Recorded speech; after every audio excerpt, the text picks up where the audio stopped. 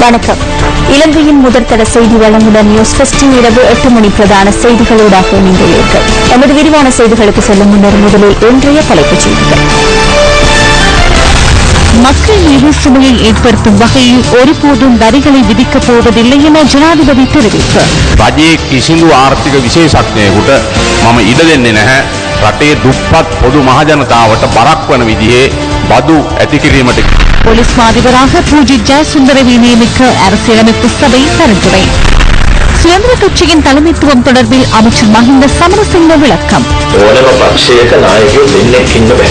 අද ශ්‍රී ලංකා නිදහස් පක්ෂයේ නීතියානුකූල නායකයා වෙන කවුරුත් නෙවෙයි මෛත්‍රීපාල සිරිසේන ජනාධිපති. நான் ஒரு குடியேற்றவாசிகளை ஏற்றிய கப்பல் என்று கடலில் விபத்து.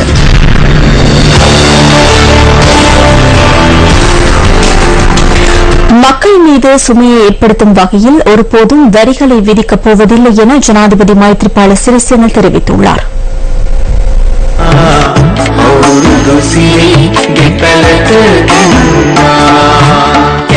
புலனறுவை புலத்திசி நிலையத்தில் ஜனாதிபதி இன்று மக்களை சந்தித்தார். இதன்போது ஜனாதிபதி தமிழ் சிங்கள புத்தாண்டு வாழ்த்துக்களையும் தெரிவித்தார். வரி அதிகரிக்கப்பட்டதை அடுத்து சாதாரண பொதுமக்களுக்கு பாதிப்பான விடயங்கள் இருப்பதாக நேற்று முன்தினம் ஊடகங்களில் தெரிவிக்கப்பட்டது. நாட்டில் உள்ள வறிய மக்கள் மீது வரியை சுமத்துவதற்கு அரசாங்கத்தின் எந்த பொறியியல் நிபுணர்களுக்கும் இடமளிக்கப் போவதில்லை என்பதனை நான் தெளிவாக கூறுகின்றேன். அரசாங்கத்தின் சில துறைகளில் பொருளாதார வல்லுநர்கள் இருக்கின்றனர். பொதுமக்களின் கஷ்டங்கள் அறியாதவர்களும் அவர்கள் அடங்குகின்றனர். ஆனால் அவர்களின் விருப்பத்துக்கு செயற்பட நான் இடமளிக்க மாட்டேன். வறிய மக்கள் மற்றும் பொதுமக்களுக்கு பொருளாதார அனுகூலங்கள் மற்றும் சலுகைகள் கிடைக்கும் வகையில் அரசாங்கத்தின் கொள்கை அமைய வேண்டும் என்பதே எனது நோக்கமாகும். மக்கள் மீது சுமையை ஏற்படுத்தும் வகையிலான யோசனைகள் முன்வைக்கப்படுமாயின் அத்தகைய யோசனைகளை முன்வைக்கும் பொருளாதார நிபுணர்களை வீட்டுக்கு போகுமாறு கூறுவேனே ஒழிய அவர்களின் ஆலோசனைகளை நாட்டுக்காக பெற்றுக் கொள்ள மாட்டேன் என்பதனை தெளிவாக கூறுகின்றேன். இது மன்னர்களின் அரசாங்கம் அல்ல, பொதுமக்களின் அரசாங்கமாகும். பொதுமக்களின் அரசாங்கம் மக்களின் பிரச்சனைகளை அறிந்து செயற்பட வேண்டியது அவசியமாகும். பொதுமக்களின் சலுகைகள் தொடர்பில் முன்னுரிமை அளிக்கும் கொள்கைகளை கொண்டிருக்க வேண்டும். පොදු ජනතාවගේ සුබ සාධනය සඳහා ප්‍රමුඛව සිය ප්‍රතිපත්ති දර්ශන ක්‍රියාත්මක වේ යුතුයි කියන එකයි මම ඉතාමත්ම පැහැදිලිව සිහිපත් කරන්නේ. அரசாங்கத்தின் மீது சுமத்தப்படும் குற்றச்சாட்டு தொடர்பிலும் ஜனாதிபதி கருத்து தெரிவித்தார். වංචාව, අල්ලස, හොරකම, නාස්තිය, தக்கடிකම, ආඥාදායකත්වය, ஊழல், மோசடி, லஞ்சம், திருட்டு, அடாவடித்தனம், குடும்பவாதம் இவை அனைத்தையும் நிராகரித்துவிட்டு பொதுமக்கள் அரசாங்கம் ஒன்றை அமைத்தனர். மக்களின் எதிர்பார்ப்புகளை நிறைவேற்றவே நாம் முயற்சிக்கின்றோம். அதனால் நாட்டை அழிவு பாதைக்கு கொண்டு சென்ற ஊழல், மோசடி, லஞ்சம், திருட்டு, அடாவடித்தனம் மற்றும் குடும்பவாதம் இவற்றுக்கு இடமளிப்பதில்லை. அதனை நான் புத்தாண்டில் உறுதியாக கூறுகின்றேன். தோல்வியடைந்த சில சக்திகள் பல்வேறு மாறு வேடங்களில் மீண்டும் முன்வர ஆரம்பித்துள்ளனர். அவ்வாறு மாறுவேடம் பூண்டுள்ளவருடன் நாம் கடமையாற்றியுள்ளோம். எனவே அவர்களின் எவ்வித அர்த்தமற்ற கருத்துக்களை கருத்தில் கொள்வதில்லை. எவ்வளவிலும் மக்கள் மீது நம்பிக்கை வைத்து அரசியல் வங்குரோத்தடைந்தவர்களின் மனநோய்க்கு மனநோய் வைத்தியசாலைக்கு அனுப்பி சிகிச்சை வழங்க வேண்டும். நாம் எமது அரசியல் செயற்பாடுகளை பலப்படுத்தி முன்னோக்கி செல்வோம் என்பதனை தெளிவாக கூற விரும்புகின்றேன். අපේ දේශපාලන ව්‍යාපාරත් අපි ශක්තිමත් කරගෙන ඉදිරියට යනවා කියන එක ඉතාම පැහැදිලිවම සඳහන් කරන්නට ඕනේ. வடக்கு கிழக்கில் யுத்தத்தினால் பாதிக்கப்பட்ட குடும்பங்களுக்கான 65,000 வீட்டு திட்டத்தை மீளாய்வு செய்யுமாறு ஜனாதிபதி மற்றும் பிரதமரிடம் எதிர்க்கட்சித் தலைவர் இரா சம்பந்தன் கோரிக்கை விடுத்துள்ளார். தமிழ் தேசிய கூட்டமைப்பு பாராளுமன்ற குழுவின் ஊக்குவித்த தீர்மானத்தை விளக்கும் வகையில் ஜனாதிபதிக்கும் பிரதமருக்கும் இன்று எதிர்க்கட்சித் தலைவர் கடிதங்களை அனுப்பியுள்ளார்.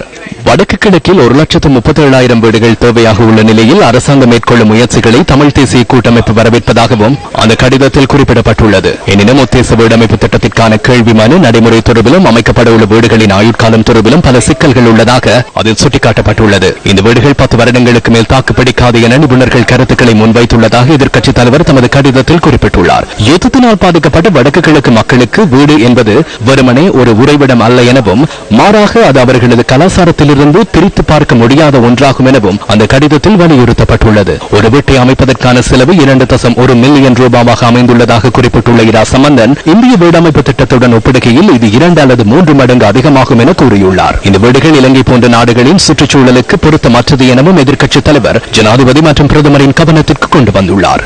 நல்லிணக்கத்தை ஏற்படுத்துவதில் தமக்குள்ள அர்ப்பணிப்பை பகிரங்கமாக அரசாங்கம் வெளிக்காட்டியுள்ள போதிலும் அரசியல் லாபங்களுக்காக வடக்கு கிழக்கு மக்களின் உண்மையான தேவைகளை புறக்கணித்து இத்தகைய திட்டங்கள் முன்னெடுக்கப்படுவதால் அந்த அர்ப்பணிப்பை செயற்படுத்த முடியாத ஒரு நிலைமை ஏற்படுவதாக அவர் மேலும் தெரிவித்துள்ளார். பிரெஞ்சு நிறுவனம் ஒன்றினால் தெல்லிப்பளை மற்றும் கோப்பாயில் வீடுகள் நிர்மாணிக்கப்படவுள்ளதாக ஜனாதிபதி தெரிவித்தார். நான் தவறாக நினைப்பதாக அமைச்சர் DM சுவாமிநாதன் கருதினாலும் எதுவும் செய்ய முடியாது. இந்த வீடுகள் எமது மக்களுக்கு பொருத்தமானவை அல்ல. எமது காலநிலை, எமது சூழல், எமது கலாச்சாரம் மற்றும் எமது வாழ்க்கை முறை ஆகியவற்றிற்கு இந்த வீடுகள் பொருத்தமானவையாக அமையாது. நுரைச்சோலை அனல்மின் நிலையத்தை அமைக்கும் போது மக்கள் பயன்பாட்டு ஆணைக்குழுவின் சிபாரிசுகள் கவனத்திற்கு கொள்ளப்படவில்லை என முன்னாள் அமைச்சர் பேராசிரியர் திஸ்ஸ விதாரண தெரிவித்துள்ளார். அனல்மின் நிலையம் செயலிழந்த போது அது தொடர்பில் ஆராய்ந்து அறிக்கை சமர்ப்பிப்பதற்காக நியமிக்கப்பட்ட குழுவின் தலைவராக பேராசிரியர் திஸ்ஸ விதாரண செயற்பட்டமை குறிப்பிடத்தக்கது. கடந்த சில தினங்களாக செயலிழந்து காணப்பட்ட அனல் மின் நிலையத்தின் 3வது மின்பரப்பாக்கி மீண்டும் செயற்பட ஆரம்பித்துள்ளது. தற்போது மின் உற்பத்தி நிலையத்தின் 3 மின்பரப்பாக்கிகளும் செயற்படுகின்றன. 1.35 பில்லியன் ரூபாய் செலவில் நிர்மாணிக்கப்பட்ட நுரைச்சோலை அனல் மின் நிலையத்திலிருந்து முதற்கட்டமாக 300 மெகாவாட் மின்சாரம் 2011ஆம் ஆண்டு மார்ச் 22ஆம் தேதி தேசிய மின் கட்டமைப்புடன் இணைக்கப்பட்டது. பின்னர் 2ஆம் மற்றும் 3ஆம் கட்டத்தின் மூலம் 300 மெகாவாட் மின்சாரம் தேசிய மின் கட்டமைப்புடன் சேர்த்துக் கொள்ளப்பட்டது. கடந்த காலங்களில் 25 தடவைகளுக்கும் அதிக தடவைகள் நுரைச்சோலை அனல் மின் நிலையம் செயலிழந்துள்ளது. மெக்கானிக்கல் பொறியியலாளர்களுக்கு அந்த இயந்திரங்கள் தொடர்பிலான போதிய அனுபவம் இருக்கின்றது. மின்சார பொறியியலாளர்களுக்கு அந்த அனுபவம் இல்லை. அவ்வாறு செயற்படவில்லை என்பது தெளிவானது. அந்த இயந்திரங்கள் தொடர்பில் அறிவின்றியே தீர்மானம் எடுத்துள்ளனர்.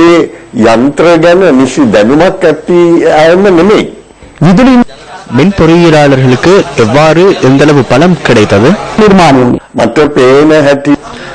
நான் அறிந்த வகையில் தொடர்ந்து மின் பொறியியலாளர்களே முன்னின்று செயற்பட்டுள்ளனர். அவர்களை நிர்வகித்துள்ளனர். மற்றவர்களின் ஒத்துழைப்புகளை பெற்றுக் கொள்ளவில்லை. நீர்த்தேக்கங்கள் மூலம் மின் அலகொன்றை அரசாங்கம் வழங்கும் போது 3 ரூபாய் 20 சதமாகின்றது. எனினும் நுரைச்சோலை அனல் மின் நிலையத்தில் இருந்து வழங்கும் போது 6 ரூபாய் 40 சதமாகிறது. தனியாருடன் ஆக குறைந்தது 17 ரூபாயிலிருந்து 67 ரூபாய் வரை 5 வருடங்களுக்கு ஒப்பந்தம் செய்து கொண்டுள்ளனர். நுரைச்சோலை மின் நிலையம் 25 தடவைகள் செயலிழக்கும் போது சில இடங்களில் அது திட்டமிட்டு மேற்கொள்ளப்படுகிறது என்பதையா நீங்கள் சொல்லாமல் கூறுகிறீர்கள்? நீங்கள் கூறிய விடயம் இதற்கு காரணமாவதற்கு இடம் உள்ளது. தற்போது மக்கள் பயன்பாட்டு ஆணைக்குழு இருக்கிறது. நுரைச்சோலையில் முதற்கட்டத்தின் போது ஆணைக்குழு ஆலோசனை வழங்கியது. ஒரே தடவையில் 300 மெகாவாட் மின்சாரம் உற்பத்தி செய்ய முன்னர் 100 வோல்ட் மின்சாரத்தை உற்பத்தி செய்யுமாறு ஆலோசனை வழங்கப்பட்டது. ஆணைக்குழுவின் சிபாரிசுகளை பொறியியலாளர்கள் அல்லது அதிகாரிகள் செயல்படுத்தாவிடின் ஆணைக்குழு இருந்து பலன் இல்லை அல்லவா? அதன் போது அமைச்சர் பதவியை பயன்படுத்த வேண்டும் அல்லது அதிகாரத்தை பயன்படுத்த வேண்டும். ஜனாதிபதி, பிரதமர் ஆகியோரும் அதிகாரத்தை பயன்படுத்த வேண்டும். உங்களது சிபாரிசுகளை நீங்கள் அந்தந்த பிரிவுகளுக்கு வழங்கிய பின்னர் என்ன நடந்தது? நான் வழங்கவில்லை. உங்களுக்கு புலப்படும் விதத்தில் அந்த சிபாரிசுகளில் ஏதாவது நடைமுறைப்படுத்தப்பட்டுள்ளதா? நான் நினைக்கவில்லை. போலீஸ் மா அதிபராக சிரேஷ்ட பிரதி போலீஸ் மா அதிபர் பூஜித் ஜெயசுந்தரவை நியமிப்பதற்காக பரிந்துரை செய்யப்பட்டுள்ளதாக அரசியலமைப்பு சபையின் தகவல்கள் தெரிவிக்கின்றன. பாராளுமன்ற கட்டட தொகுதியில் இன்று பிற்பகல் அரசியலமைப்பு சபை கூடிய போதே இந்த தீர்மானம் எடுக்கப்பட்டுள்ளது. 19வது அரசியலமைப்பு திருத்தத்தின்படி போலீஸ் மா அதிபர் பதவிக்கு புதிய போலீஸ் மா அதிபரை நியமிப்பதற்காக 3 பெயர்களை ஜனாதிபதி அரசியலமைப்பு சபையிடம் ஒப்படைத்திருந்தார். ASM விக்ரமசிங்க, பூஜித் ஜெயசுந்தர மற்றும் CD விக்ரமரத்ன ஆகிய சிரேஷ்ட பிரதி போலீஸ் மா அதிபர்களின் பெயர்களை சிபாரிசு செய்யப்பட்டிருந்தன. இன்று பிற்பகல் அரசியலமைப்பு சபையின் தலைவர் கருண் ஜெயசூரிய தலைமையில் சபை கூடிய போது இதுகுறித்து விரிவாக ஆராயப்பட்டது. அரசியலமைப்பு சபையின் ஏனைய உறுப்பினர்களான ஷிப்லி அசீஸ், ராதிகா குமாரசுவாமி ஆகியோரும் இந்த கலந்துரையாடலில் பங்கு பெற்றிருந்தனர். போலீஸ் மா அதிபர் பதவிக்கு சிபாரிசு செய்யப்பட்டிருந்த 3 தனியாக அழைத்து கலந்துரையாடியதாக பிரதமர் அலுவலகம் விடுத்திருந்த அறிக்கையில் தெரிவிக்கப்பட்டிருந்தது. அரசியலமைப்பு சபை எடுத்த தீர்மானத்தை ஜனாதிபதிக்கு அறிவிக்க உள்ளதாக அந்த அறிக்கையில் மேலும் தெரிவிக்கப்பட்டுள்ளது. හෙට අනවුන්ස් කරායි.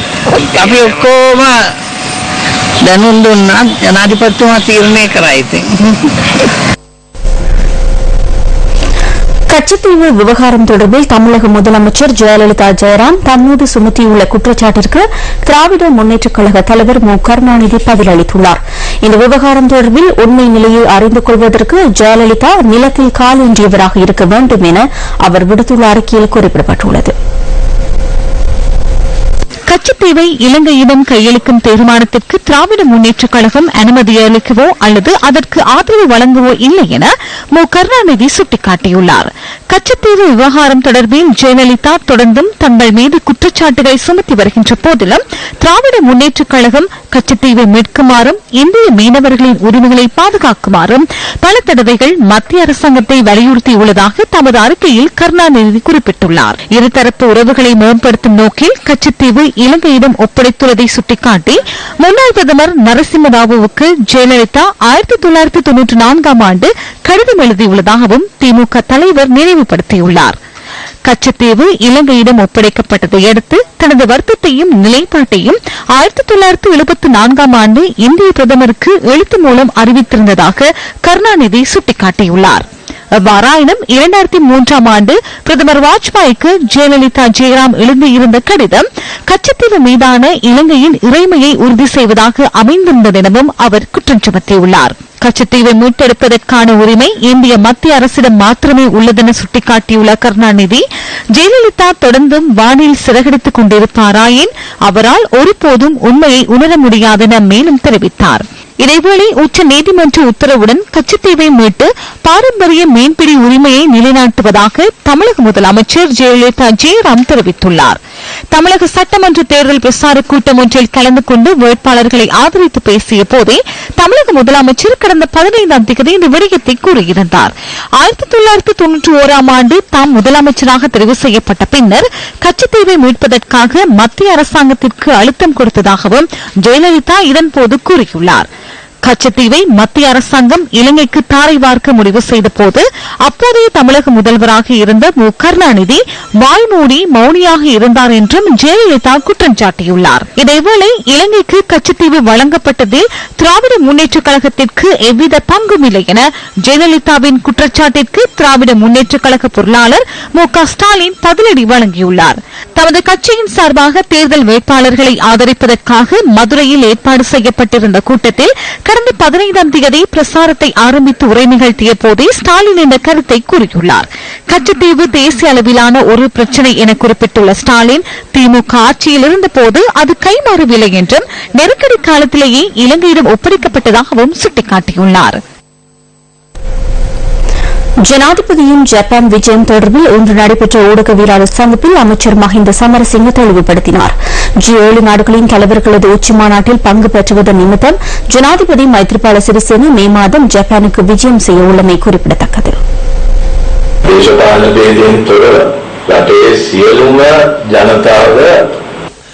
அரசியல் பேதமின்றி நாட்டு மக்கள் அனைவருக்கும் சந்தோஷப்படக்கூடிய ஒரு விடயமாகவே உண்மையில் நான் இதனை கருதுகிறேன்.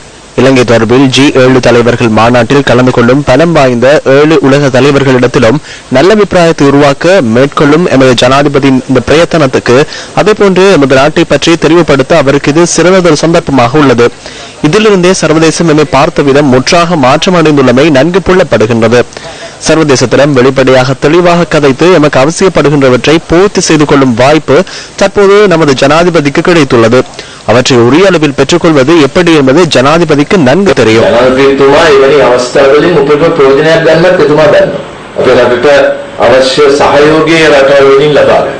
சமகால அரசியல் விடயங்கள் தொடர்பிலும் இங்கு கருத்து தெரிவிக்கப்பட்டது.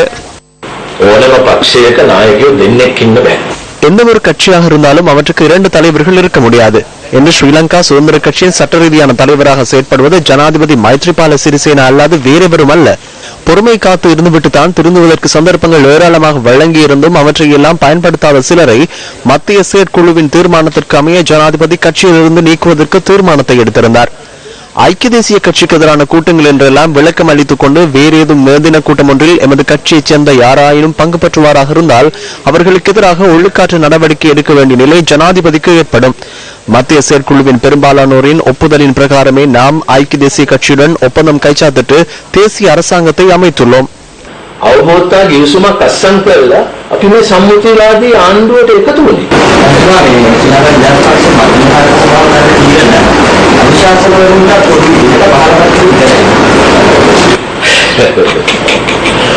පාර්ලිමේන්තු මන්ත්‍රීවරු වලින් ඔයා අහන්නේ මම දන්නවා ඔයා මොකද මේ අහන්නේ කියලා.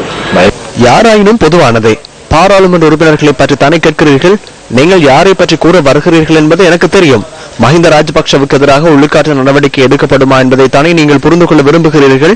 மஹிந்த ராஜபக்ச நாட்டின் முன்னாள் ஜனாதிபதி, அதேபோன்று எமது கட்சியின் முன்னாள் தலைவர். அவரை குமாரவெல்கம போன்றோருடன் அல்லது வேறொரு உறுப்பினருடன் ஒப்பிட்டு பேச முடியாதுதானே. அவ்விடயத்தை ஜனாதிபதி ராஜதந்திர முறைப்படி கையாள்வார்.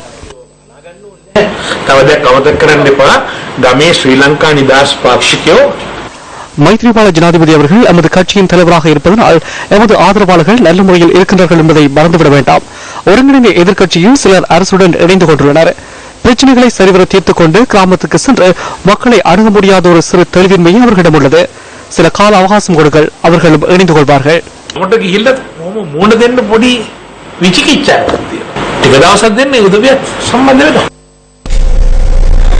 பாராளுமன்ற உறுப்பினர் ஹிருணிகா பிரேமச்சந்திர இன்று இவ்வாறானதொரு கருத்தை வெளியிட்டிருந்தார். புத்தாண்டு வாழ்த்துக்கள். புத்தாண்டில் ஒரு விடயத்தை நான் கூற வேண்டும். முக்கியமான இந்த விடயத்தை தொலைக்காட்சியில் காண்பியுங்கள். அரசாங்கம் விரும்பிய விதத்தில் சுப நேரங்களை மாற்றியுள்ளதாக முன்னாள் ஜனாதிபதி கூறியுள்ளார். அவரும் இந்த நாட்டில் ஜனாதிபதியாக இருந்தவர். அவர் இவ்வாறு கூறுவது அர்த்தமற்றது. ஆம், இப்போதும் அவர் ஜோதிடம் சுப நேரம் தொடர்பில் நம்பிக்கை வைத்துள்ள ஒருவர் அல்லவா? இலங்கை மின்சார சபையில் 150 பேருக்கு இன்று பயிலுனர் நியமனம் வழங்கப்பட்டது. நியமனம் வழங்குமாறு கோரி கடந்த 10 நாட்களாக சத்தியாகிரகத்தில் ஈடுபட்ட ஊழியர்கள் சிலருக்கு பயிலுனர் நியமனம் வழங்கப்பட்டது. 4 வருட பயிற்சியின் பின்னர் பிரயோக மற்றும் எழுத்துமுறை தேர்வுகளில் சித்தேர்ந்தவர்களுக்கு கனிஷ்ட ஊழியர் பதவிகளில் நிரந்தர ஊழியர்களாக உள்வாங்கப்பட உள்ளனர். இதேவேளை தமக்கும் நிரந்தர நியமனம் வழங்குமாறு மின்சக்தி அமைச்சுக்கு முன்பாக ஆர்ப்பாட்டத்தில் ஈடுபட்டுள்ளவர்கள் தெரிவிக்கின்றனர். அவர்கள் 21வது நாளாகவும் சத்தியாகிரகத்தில் ஈடுபட்டுள்ளனர்.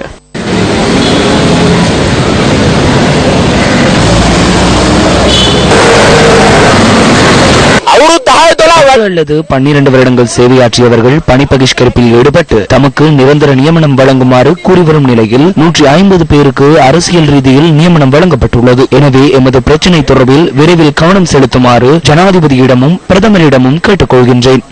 அவ்வாறு இல்லாமல் எவ்வாறு மீறாடுவீர்கள் என தெளிவாக கேட்கின்றேன். ஹட்டன் கிளங்கன் தோட்டத்தில் மரக்கிளை முறிந்து வீழ்ந்ததில் 4 தொழிலாளர்கள் குடியிருப்புகளுக்கு சேதம் ஏற்பட்டுள்ளது.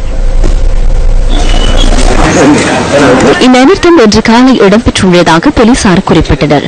குறித்த பகுதியில் உள்ள வழிபாட்டு தலத்துக்கும் சேதம் ஏற்பட்டுள்ளதாக தெரிவிக்கப்பட்டுள்ளது.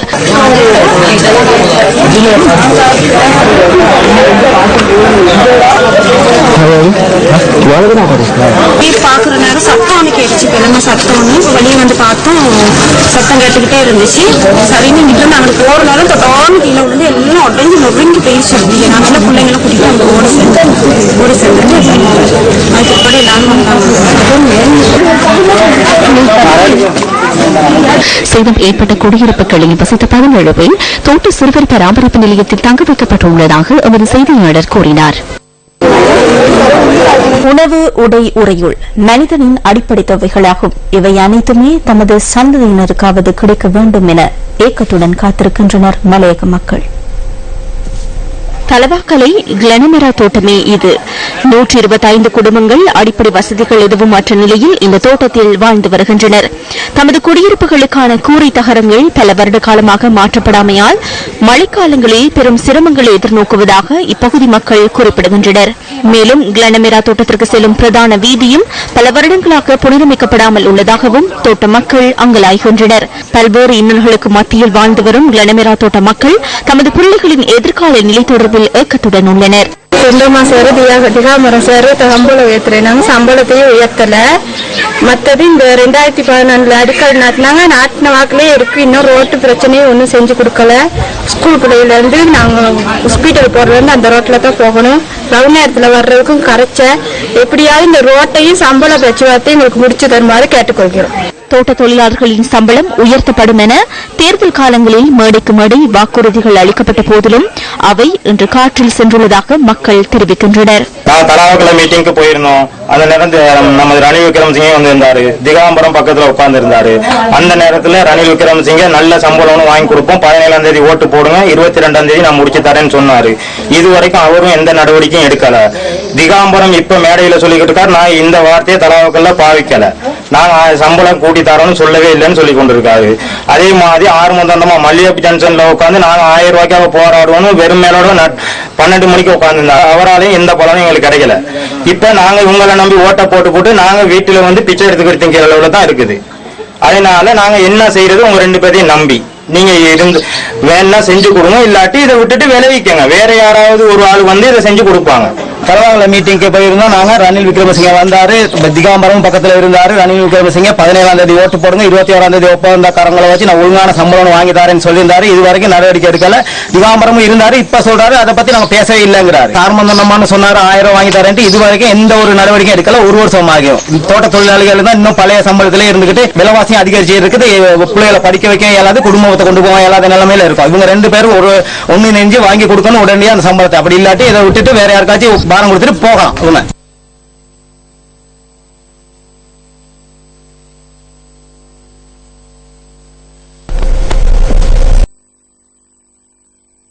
சாட்டுகின்றனர்.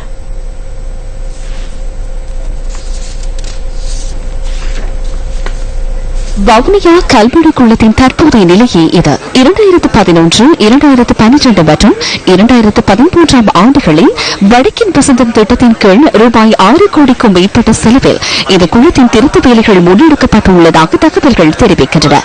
இந்த குளத்தின் மூலம் கிடைக்கப்பெறும் நீரினை நம்பி பெரும்போக்கத்தில் 300 ஏக்கர் வயல் பயிர் செய்கை மேற்கொள்ளப்படுவதாக எமது செய்தியாளர் தெரிவிக்கின்றார்.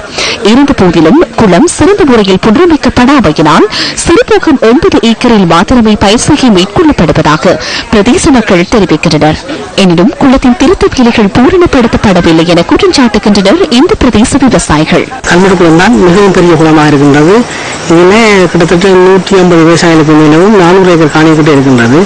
இந்த குளத்தை ஆழப்படுத்தினால் 2 முகம் செய்யக்கூடிய மாதிரி அரசாங்கம் ஒதுக்கீடு செய்த நிதியை கூட சரியான முறையில் ஒரு அதிகாரிகள் இதை கண்காணிக்கவும் இல்லை, ஆனால் இந்த நிதியை உரிய முறையில் பயன்படுத்த இல்லைன்றது உண்மையிலே மக்களோட அடிப்படை மனித உரிமை மீறல் அரசியலாக தான் நாங்கள் பார்க்கின்றோம். இந்த வேலை குறிப்பிட்ட காலகட்டத்தில் செய்து முடிக்கப்படவும் இல்லை, வேலைகள் ஒன்றும் திருப்திகரமாக செய்யப்படவும் இல்லை.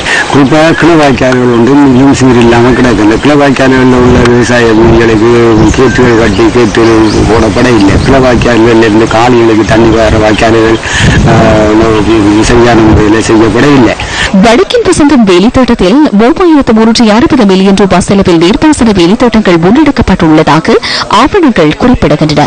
அத்துடன் வவுனியா மாவட்டத்தின் 13 நீர்ப்பாசன திட்டங்களின் புனரமைப்புக்கு 630 மில்லியன் ரூபாய் ஒதுக்கப்பட்டது.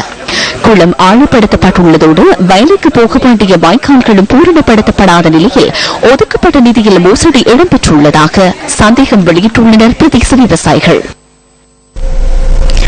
மட்டக்களப்பு வாகரையில் அமைக்கப்பட உள்ள இறால் கைத்தொழில் வலய திட்டத்திற்கு எதிர்ப்பு தெரிவித்து பிரதேச மக்களினால் இன்று கவனஈர்ப்பு போராட்டம் முன்னெடுக்கப்பட்டது. வாகரையில் இறால் கைத்தொழில் வலயம் அமைக்கும் இலங்கை தேசிய நீர்வாழ் உயிரின வளர்ப்பு அபிவிருத்தி அதிகார சபையின் திட்டத்திற்கு எதிர்ப்பு தெரிவித்து பிரதேச மக்களினால் இந்த கவனஈர்ப்பு போராட்டம் முன்னெடுக்கப்பட்டது. இதன்போது வாகரை திருகோணமலை வீதியை மறித்து சுமார் 3 மணி நேரம் பனிச்சக்கேணி பாலத்தில் கவனஈர்ப்பு போராட்டம் முன்னெடுக்கப்பட்டது. இதன்போது குறித்த வீதியூடான போக்குவரத்து பாதிக்கப்பட்டிருந்ததாக எமது செய்தியாளர் தெரிவிக்கின்றார். இறால் கைத்தொழில் வலயத்தினை ஆரம்பிப்பதால் தமது பிரதேச வளங்கள் பாதிக்கப்படுவதாகவும் கலப்பு நீர் மாசுபடுவதாகவும் போராட்டக்காரர்களினால் இதன்போது எதிர்ப்பு தெரிவிக்கப்பட்டது. மக்கள் பிரதிநிதிகளாக கலந்து கொண்ட அனைவரும் இதற்கு முற்றுமுழுதாக எதிர்ப்பு தெரிவித்தோம். எனவே மக்களின் கருத்துக்களை முற்றாக அவர்கள் நிராகரித்து மக்களின் கருத்துக்களை உதாசீனப்படுத்தி இங்க இருக்க வளங்களையும் இங்க இருக்க நிலங்களையும் சூறையாடுவதற்காக அதை எதிர்த்து நாங்கள் வீதியில் இறங்கி நிற்கின்றோம். அவங்க 50 பேர் நெல் அடிக்கணும், 7500 பேர் பாட்டில் படக்கணும்.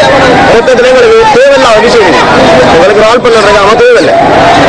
இதன்போது சம்பவ இடத்திற்கு வருகை தந்த தமிழ் தேசிய கூட்டமைப்பின் பாராளுமன்ற உறுப்பினர் ஞா ஸ்ரீநேசனால் வழங்கப்பட்ட வாக்குறுதியை அடுத்து போராட்டக்காரர்கள் கிளம்பி சென்றனர். பல்வேறு சிரமங்களுக்கு மத்தியில் தாம் அறுவடை செய்த நெல்லை நிர்ணய விலையில் விற்பனை செய்ய முடியாமலும் களஞ்சியப்படுத்தி வைப்பதற்கான உரிய இடமுமின்றி முல்லைத்தீவு மாவட்ட விவசாயிகள் பல்வேறு சிரமங்களை எதிர்நோக்கி வருகின்றனர். முல்லைத்தீவு மாவட்ட விவசாயிகள் நெல்லினை சந்தைப்படுத்துவதில் பெரும் சிரமங்களை எதிர்நோக்கி வருகின்றனர். கமநல சேவை நிலையத்தின் ஊடாக நெல் சந்தைப்படுத்தல் சபையினால் முன்னர் நெல் கொள்வனவு செய்யப்பட்டு வந்ததாகவும், ஆனால் தற்போது நெல் கொள்வனவு செய்யப்படுவதில்லை எனவும் முல்லைத்தீவு மாவட்ட விவசாயிகள் குறிப்பிட்டுள்ளனர். மேலும் வறுமை காரணமாக பலர் இடைத்தரகர்களிடம் குறைந்த விலைக்கு நெல்லினை விற்பனை செய்து வருவதாகவும் விவசாயிகள் கூறுகின்றனர். இந்த நெல்லு தான் எங்களை கடன் அடைக்குது, நாங்க கடன் பட்டு இருக்கிறோம். உழவு காசு வெட்டு காசு எல்லாம் பார்க்க போனால் எங்களுக்கு 2000 கிலோ நெல்லே காணாம கிடக்கு. மிச்ச நெல்லை நாங்க என்ன செய்யறது? எங்களுக்கு 3000-4000 கிலோ நெல் கிடக்கு. இந்த நெல்லை நாங்கள் 6 கொள்வனை செய்யறது. இந்த நெல்லாட்சி அரசாங்கம் எங்களுக்கு கூட கொஞ்சம் நெல்லை கொள்வனை செய்யறதுக்கு உதவி செய்யணும். இந்த இப்ப வெட்டு நெல்லே கொடுக்க மாட்டாம இருக்கிறோம், இதை நாங்க சிறுபோது செஞ்சிருக்கிறோம். இந்த நெல்லை நாங்க என்ன செய்யறது? அப்ப எங்களுக்கு விவசாயிக்கு பெரிய வீழ்ச்சியாவே இருக்கக்கூடிய லாபம் என்றது தொடர்ந்து நாங்க செய்து கொண்டு இருக்கிறோம், ஆனால் லாபம் இல்லை. 3000-4000 கிலோ நெல் நாங்கள் வச்சிருக்கிறோம். அதை வித்து கொள்ள இல்லாம இருக்கிறோம். வியாபாரிகள் எங்களோட அறா விலைக்கு தான் கேட்கணும். இந்த நல்லாட்சி அரசாங்கத்தில் எங்களுக்கு இந்த இதை நல்ல விலைக்கு இந்த நெல்லை கொள்வனவு செய்ய வேணும் என்று கேட்டுக்கொண்டு, அதோடு நாங்கள் இந்த விவசாயம் செய்து இதில் வித்து நாங்கள் நகைகளை வித்து கொஞ்சம் உடமைகளை வித்து தான் செய்கிறோம். ஆனால் எங்களுக்கு வார வருவாய் போதாம இருக்கு. இன்னும் நாங்கள் கஷ்டப்பட்டு கொண்டே இருக்கிறோம்.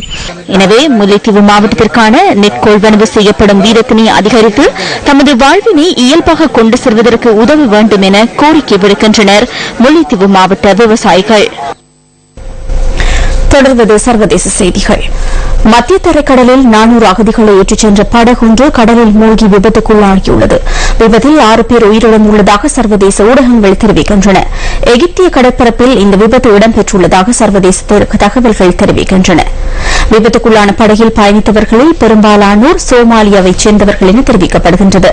இந்த வருடத்தின் இதுவரையான காலப்பகுதியில் 1,80,000 பேர் கடல் மார்க்கமாக ஐரோப்பாவில் குடியேற முயற்சித்துள்ளதாக ஐக்கிய நாடுகள் சபை தெரிவித்துள்ளது. இதன்போது ஏற்பட்ட விபத்துகளினால் 800 பேர் உயிரிழந்துள்ளமை குறிப்பிடத்தக்கதாகும். லசித் மாலிங்க தொடர்பில் தற்போது அதிகம் பேசப்பட்டு வருகின்றது. வைத்திய குழுவின் பரிசீலனையின் பின்னர் அவர் தொடர்பில் தீர்மானிக்கப்படும் என இலங்கை கிரிக்கெட் நிறுவனம் தெரிவித்துள்ளது. இது தொடர்பான விரிவான தகவலை எமது இரவு 10:45 பிரதான செய்திகளில் எதிர்பாருங்கள். அந்த தகவலோடு நியூஸ் பஸ்டின் இரவு 8 மணி பிரதான செய்திகள் நிறைவடைகின்றன. வணக்கம்.